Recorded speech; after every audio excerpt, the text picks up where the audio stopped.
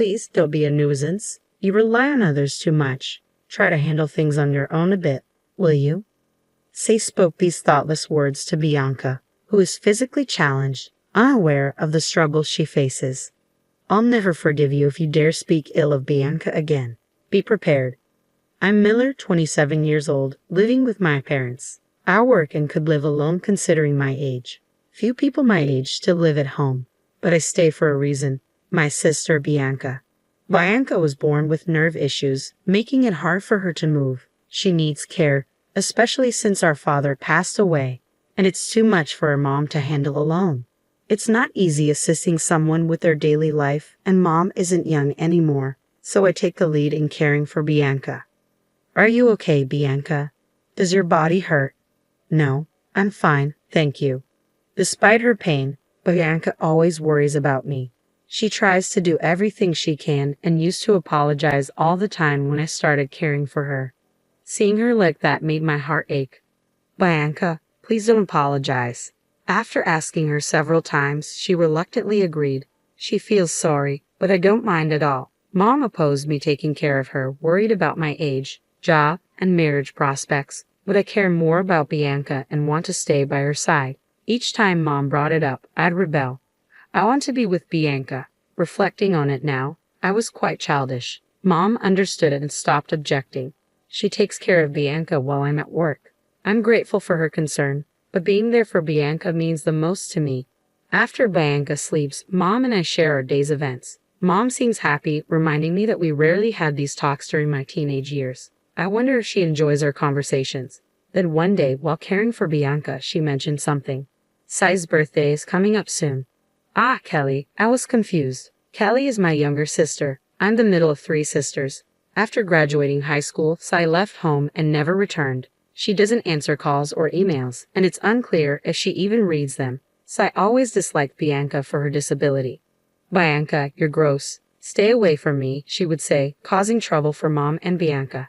As a child, she found Bianca's differences suspicious. When Mom scolded her, "Hey, you can't say that," Kelly would behave for a while but soon start harassing Bianca again, hiding her pencil case, using foul language. Mom and I were exasperated with Sai. As she grew into a teenager, her attitude towards Bianca worsened. She started staying out late, and it wasn't unusual for her not to come home. No matter how much we cautioned her, she'd yell, "Shut up, don't interfere," and storm out. Eventually, Mom gave up. Just let her be. On the day Sai left home after high school, she said to Bianca, "Please don't trouble me. I mean, you're too dependent on others. Try to do something on your own for a change." Oblivious to Bianca's situation, Sai added these words. Despite her limitations, Bianca tried to be independent. She browsed job listings with her immobile body, determined to work. Ultimately, she couldn't find employment and remained home, but she never stopped trying to increase what she could do by herself. I couldn't forgive Sai for her heartless remarks. As I was about to lash out, Bianca stopped me. "Maybe that's how Kelly sees it. Sorry for being such a burden," she said, looking at Kelly with a mix of irritation and resignation.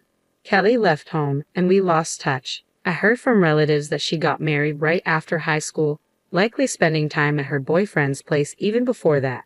Initially, I tried reaching out, but she never responded, so I tried to live without thinking about Kelly. Bianca, are you going to contact Kelly again this year? Yeah, I think I'll try. Despite the hurtful words, Bianca still sent birthday messages to Sai, knowing she wouldn't reply. She said she wanted to at least wish Sai a happy birthday since she couldn't do much for her. I told her she was kind, but she always denied it. "Just normal," she'd say, shyly smiling. Months later, Mom and I stood beside Bianca, who lay peacefully in her hospital bed. Her condition had worsened after Kelly's birthday, and she passed away. It was heartbreaking to see Bianca, who could no longer speak, and I cried daily. There was no reply from Kelly, even when I informed her of Bianca's death. There was no response. Thus I resented Bianca, she was still family. I hoped for even a single word, but it seemed I expected too much. I sent the funeral details, but Kelly didn't reply or attend. Mom, either resigned or forgetful, never mentioned Kelly again.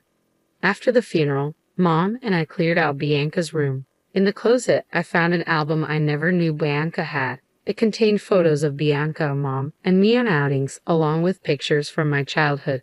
When I asked Mom if she knew about these photos, she revealed that Bianca had secretly collected photos of me, finding strength in my smile.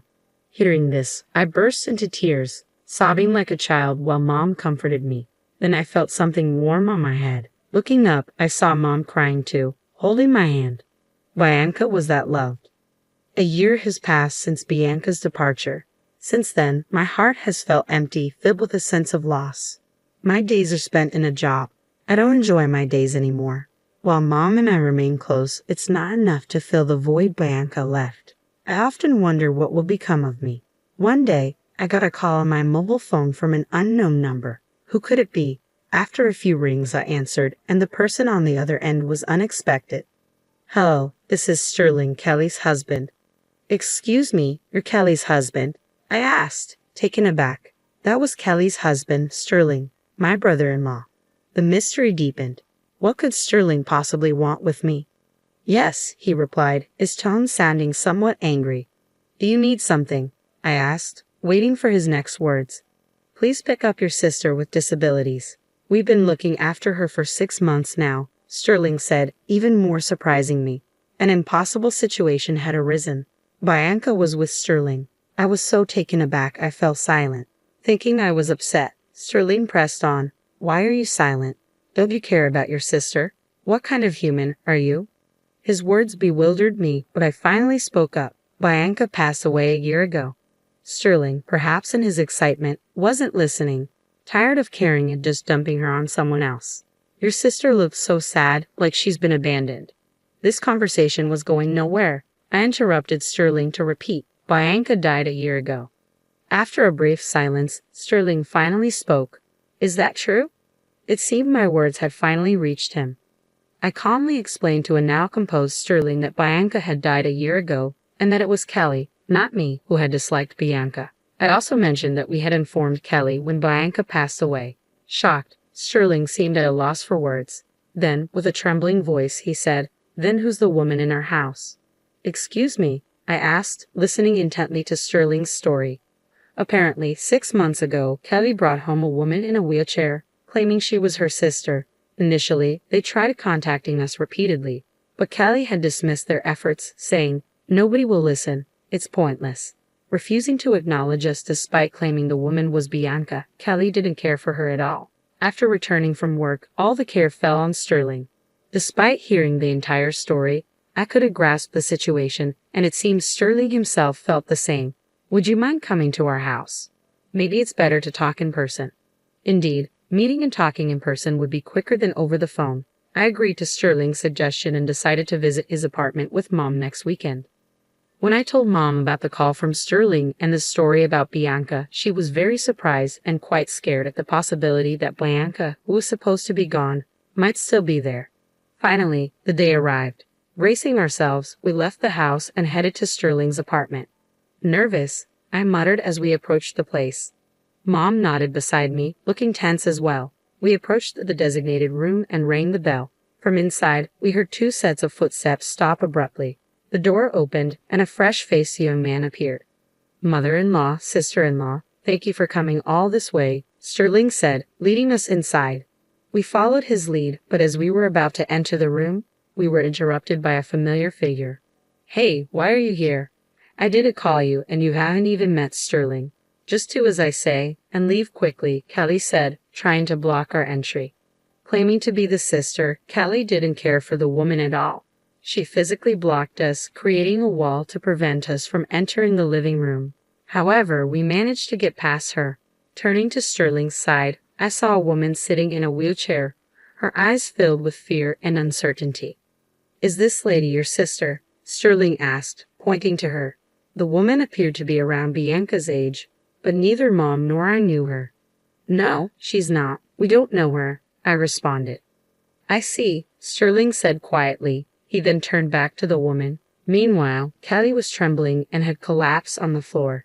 Ignoring Kelly's state, Sterling asked the woman, Who are you exactly? The woman didn't respond. Something was going on. Perhaps she had been threatened by Kelly into silence. I turned back to Kelly. Who's this woman? You brought her here, right? I asked, but Kelly remained silent as usual. What? You didn't bring a stranger here, did you? I raised my voice in question. A soft voice came from behind. It seemed to be from the woman in the wheelchair. Looking at her again, she appeared remorseful but stayed quiet. After a deep breath, she slowly started to reveal her identity. I am. Don't say anything. Don't talk, Kelly desperately shouted, trying to prevent her from speaking. Hearing this, Mom was very angry. You stay quiet, she raised her voice. Surprised by her tone, Callie gave up on speaking. We turned back to the woman, encouraging her to continue. Slowly, despite being scared, she began to reveal the full story. My name is Christina Redmaniel. Redmaniel? Sterling exclaimed loudly upon hearing her name. It was unfamiliar to us. Sterling, do you know her? I asked. Do I know her? Could you be the daughter of Mr. Redmaniel? Christina nodded. Hearing more from Sterling, it turned out that Christina was the daughter of Sterling's boss. Hearing this, both Mom and I were perplexed. Sterling, trying his best to explain, also seemed unsure of what was happening. What was Kelly trying to do, bringing a complete stranger and claiming her to be Bianca? Beyond questions, I felt fear. It seemed the only way to get answers was to confront Kelly directly. I stood up next to Kelly, who still sat on the floor with a disgruntled expression, and demanded an explanation. What's going on? You started all this, right? Involving so many people is unthinkable. Explain everything. However, Kelly just stood there, staring off into space, refusing to speak. Even when cornered like this, she seemed unwilling to reveal the truth. I knew Kelly had issues, but I didn't expect her to be this stubborn. What should we do now? As I pondered, Christina spoke up. Kelly is dating my brother, she said, looking right at us with an unexpected boldness. Noticing Christina's assertiveness, Kelly glared at her and then tried to pounce on her. We managed to stop her and turned our attention back to Christina. Stammering at times but earnest, Christina shared her story.